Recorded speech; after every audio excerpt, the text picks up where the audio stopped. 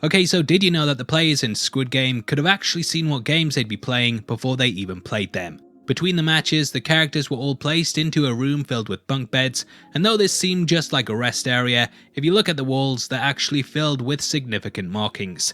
As the beds get slowly stripped away, it's revealed that these paintings are actually all of the games that the players would be playing throughout the tournament.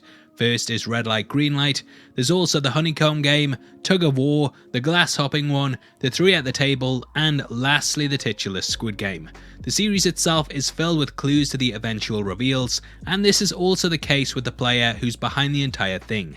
It's absolutely mind-blowing, and throughout this video we're going to be breaking it all down, but I just want to give a huge spoiler alert for the series.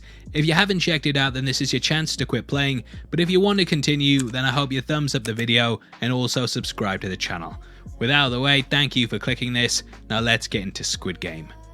Okay, so at the end of Squid Game, we learn that it was Il-nam all along. The final episode reveals that he invented the games as a form of entertainment for him and his rich buddies who had become bored with life.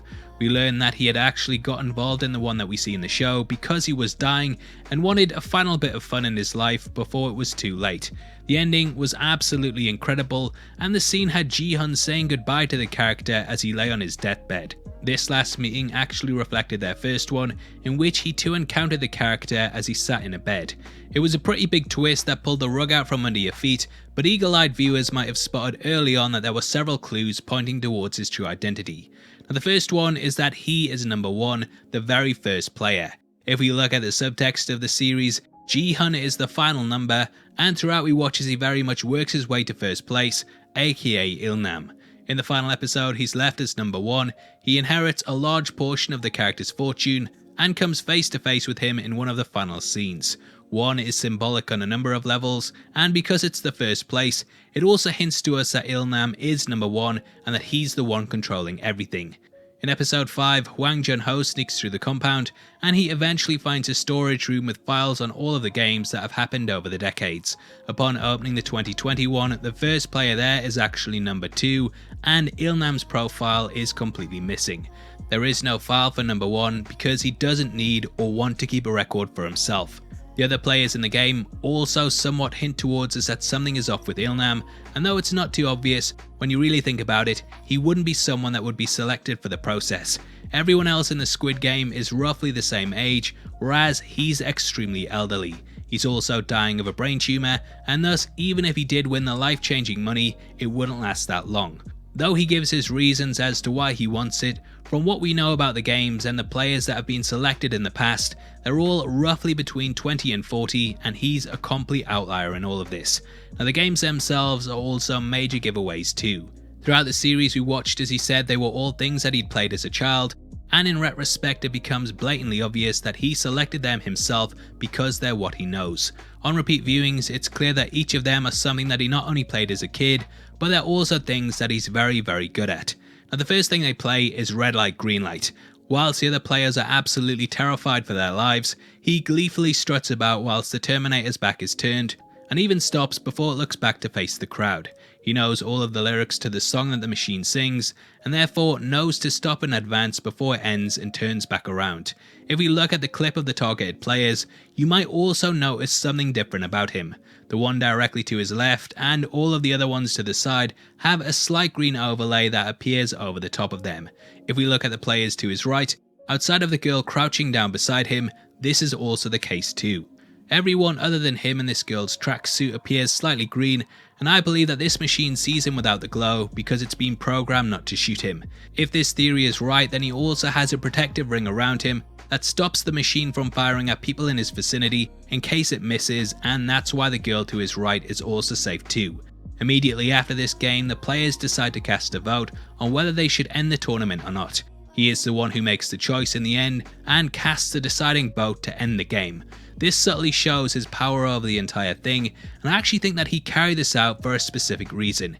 He wanted to give the players a chance to walk away from it all knowing the stakes, and if they came back then that would ease his conscience slightly as the choice was theirs. Now cut to the honeycomb game, and Il-nam ends up choosing the star. Though this seems like a very complex shape, there's not actually any bends in it like the circles or umbrellas. Though you might think it's easier to have the triangle's lines are longer, whereas the stars are shorter, so there's less to cut through before you hit an edge. Being completely honest though, yeah, the triangle is a pretty easy shape too, but Ilnam didn't exactly have one of the difficult ones either. Now next we jump to episode 4, in which a fight breaks out during the night. Throughout, Ilnam hides away from the carnage up on one of the bleachers, and he ends up begging for the fighting to stop. Even though up until this point it seemed like the frontman was completely in control, he immediately sends the guards in because Ilnam requests it. Another clue is that his bed is the only one that isn't flipped, and this is because the guards likely know who he is.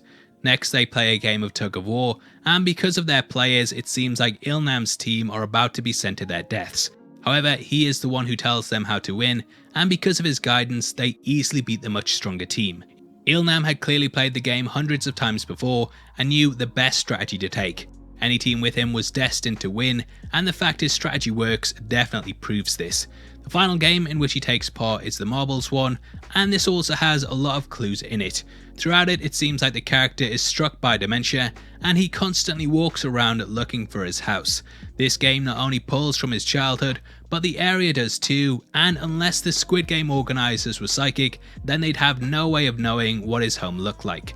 Throughout the episode, everything he says is brushed away as the ramblings of someone with the disease, but knowing what we know, it becomes all the more obvious that he's in control. In the end, he seems to find his home, and personally I believe that this is a perfect recreation of it. He's giving the game away because throughout the entire season he's letting us know that all of the challenges and environments are based on things from his life. He lets Ji-hun win, and the character is then seemingly killed off camera, but we know that isn't the case. If we look closely at the gate that Ji-hun has just walked out of, we can see that he's no longer there, and though the rest of the court is filled with bodies, his is completely missing. Now knowing what we know, a question you may have is why did Ilnam end up leaving the game at this point when he was still invested in playing?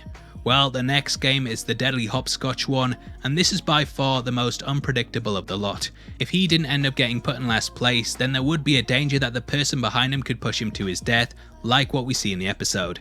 There's also the possibility that due to his brain tumour, he may have forgotten along the way which glass to step on, and he simply couldn't risk it. Now that is of course a theory, but overall, going back and knowing what we know, I actually think the series becomes better on a second watch. Now obviously I'd love to hear if you spotted any other ones below, and if this is your first time here, then I hope you enjoyed your trip to the Heavy Spoilers show. We are running a competition right now and giving away 3 copies of the Zack Snyder DC trilogy, and all you have to do to be on the chance of winning is like the video, make sure you subscribe with notifications on, and drop a comment below with your thoughts on the video. We pick the comments at random at the end of the month, and the winners of the last one are on screen right now, so if that's you, then message me on Twitter at Heavy Spoilers. If you want something else to watch, then make sure you check out our breakdown of Squid Game, which will be linked on screen right now. We've also done one for Midnight Mass, and both of those series are really good, so yeah, hopefully I see you over there right after this. If not, then thank you for staying until the end. I've been Paul, you've been the best, and I'll see you on the next one. Take care, peace.